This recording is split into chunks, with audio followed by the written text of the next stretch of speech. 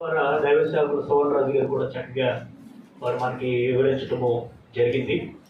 ఒక్క మాట మీకు చెప్పి నేను మన టైం అయిపోతా ఉంది కనుక మరి ముగింపులోకి మనం వెళ్ళాలి.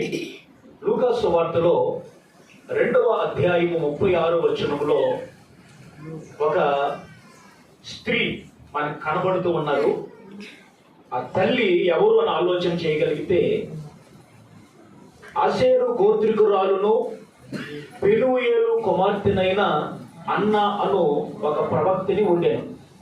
ఆమె కన్యత్వము మొదలుకొని 7 ఏళ్ళు పెనిమిటితో సంసారము చేసి బహుకాలము గడిచినదై 84 సంవత్సరములు విధవరాలై ఉండి దేవాలయమును విడువక ఉపవాస ప్రార్థనలతో ఒకసారి గట్టిగా చప్పలు కొడుతూ ప్రభు నామని కనపరుస్తుందా.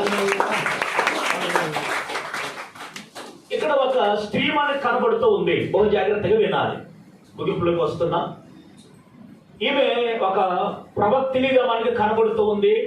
ఈమె పేరు ఏమో చెప్పండి. అన్న. వివాహం జరిగింది.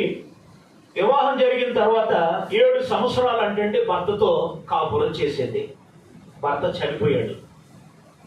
భర్త చనిపోయిన తర్వాత ఇక శరీర సంబంధమైనటువంటి కోరికల వైపునకు తన యొక్క శరీరాన్ని మలుచుకోకుండా ఆధ్యాత్మికమైనటువంటి రీతిగా తన శరీరాన్ని మలుచుకుని ఎక్కడికి వచ్చిందంటే దేవుని మందిరానికి వచ్చింది. నిజంగా ఆ టైంలో భర్త చనిపోయినటువంటి టైంలో ఆమె వయసు ఎంత ఉండొచ్చు అని ఆలోచన చేస్తే బైబిల్లో మనం రాయబడిన మాట ఏంటంటే 84 సంవత్సరములు విధవరాలుగా